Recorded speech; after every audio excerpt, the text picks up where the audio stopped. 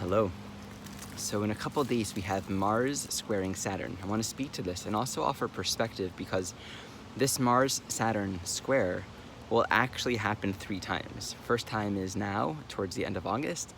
The second time will be the last few days of September. And the third time will be in January. So it's actually a very interesting phenomena. It's not just Mars squaring Saturn, it's part 1 of a 3-phase process. So obviously this is occurring at the very beginning of this Mars retrograde journey. Mars is soon going to begin going retrograde. So this is as Mars is slowing down at the end of Aries, just as now Saturn is beginning to slow down to get ready to move direct. So to just speak about the nature of Mars in Aries squaring Saturn and Capricorn, what this really speaks to is the function of choice, decisions, action. Mars, always in motion, always having a new life experience. And with each life experience, we're going to make choices. We're going to decide, how do I want to respond? How do I want to move? And this really points us back to, what do we desire? What's our aim? What's our goal? So Mars moves us forward in life. Mars in Aries getting ready to do this big journey is, of course, very much about claiming our independence and freedom to walk our soul path. This brings up all kinds of internal places where we perceive resistance or defense or attack. Really brings us to claim more sovereignty and agency and to be a leader of our soul journey. It's a big, it's a very transformative and awakening period to have Mars doing this journey in Aries. Squaring Saturn and Capricorn, moving retrograde, kind of getting ready to go direct. Saturn and Capricorn really speaks to being constructive. It's not just acting and making choices in the moment, it's having a clear vision, a clear conception of what is it that I'm creating, what's my plan. There's this teaching in life that you really can't make any plans. You can't fall under and this is a Saturn illusion really, of I'm going to live this life, have this many children, this kind of spouse, live in this house, and it's a box, it's a construct that we usually create in our minds. We all do this. But the actual Saturn work isn't trying to build some sort of idealized life for ourselves. It's actually knowing ourselves. It's actually accessing the authority of our own soul and making choices according to who we want to be, where we want to go, what kind of life is functional and healing and allows us to cooperate and live and exist in this world in a way that's healthy, that leaves betterment for the next generations. That when we leave, we feel that we did what we needed to do. We did our work. We can leave this world with lightness in our hearts. So Saturn and Capricorn, especially as it's really stationing to go direct soon, is a time where consciousness is sort of slowing, grounding, and focusing on, what do I need to really give attention to? Where can I appropriately direct the planning energy? Let the wind pass.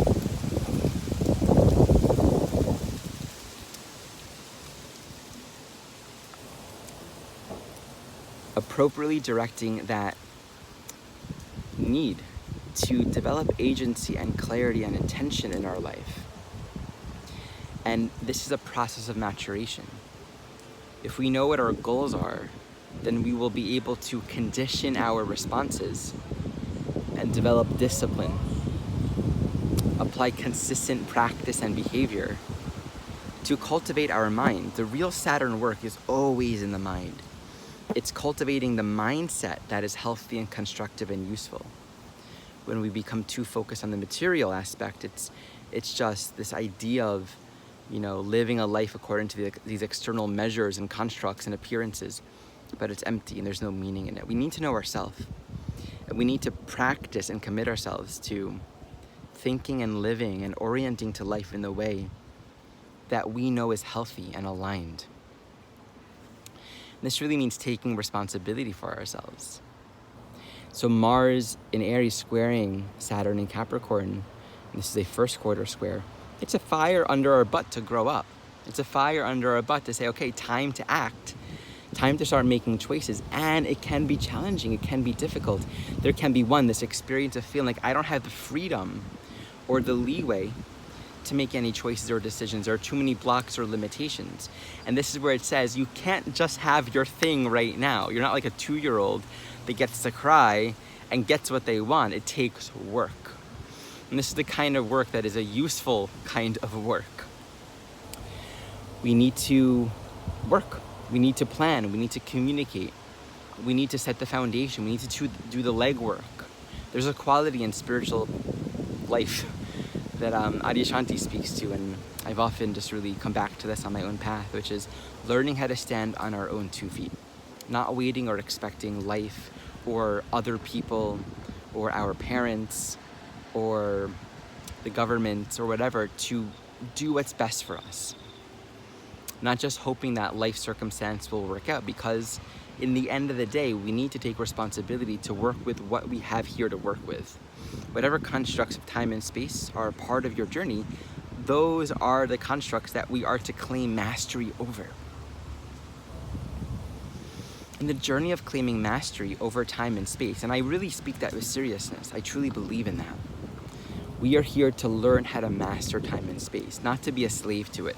We are here to learn how to use time and space and form and bodies and money and structure and everything physical, everything defined for our purposes. And so here it means being able to meet the impulses that might want to, react harshly because of that sense of I'm limited, I can't do what I want to do. But meeting it and slowing down and getting to know the sensations, what's arising, how can I constructively work with that? And one of the challenges that comes up with the Saturn, Aries, Capricorn square is the interface between conditioned beliefs about what's right and what's wrong, shame, guilt, appropriate, allowed, not allowed. A lot of our Capricorn Saturn consciousness in this world, personally, collectively, is bound up in shame, is bound up in these external ideas that we've internalized that say, you are wrong, you are bad, you should not do this, you should not want this, you should not have this. And it basically defines how this human existence must look, what's the right way, who it's okay to be, who it's okay not to be. And in the shaming process, there isn't a lot of space for us to actually take accountability and become self-aware, to learn from our mistakes, to learn from where we were not acting with consciousness, not acting in alignment. And so the need for freedom with Mars and Aries can really bring up that sense of, I'm not allowed to do anything. And this is where we really got to do that work to say, is that true? Right? How can you be more self-responsible and claim more self-agency to actually work it out, to live the life that you want to live? The key is, this is not about destroying everyone and everything around you, because that's actually not claiming your agency.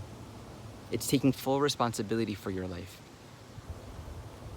So the other issue that can come up really does relate to how the shame and the guilt can be so strong right now.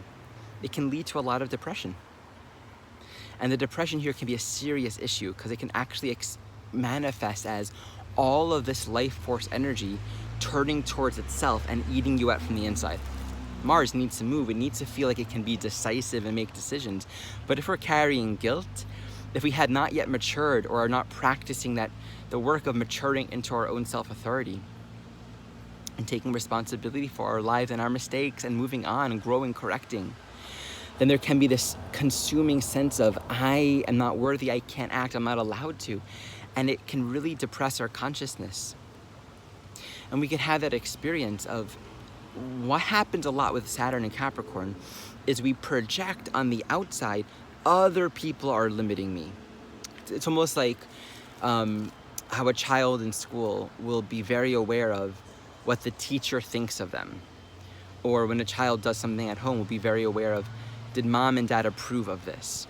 And we can really develop this consciousness with this archetype of actually projecting our internalized shame, our internalized self-hatred, our internalized wrong onto other people. And then to get angry at them because we're projecting that they're limiting our own freedom. So it's another spin on experiencing that sense of, I don't feel that I have permission to make the choices. And it's really about acknowledging you do. this is a time to really know ourselves, to really know our reactions, to really know what arises.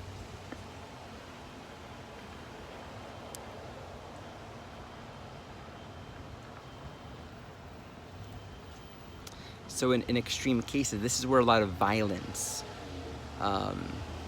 unconstructive uses of energy can emerge. Luckily, this is part one.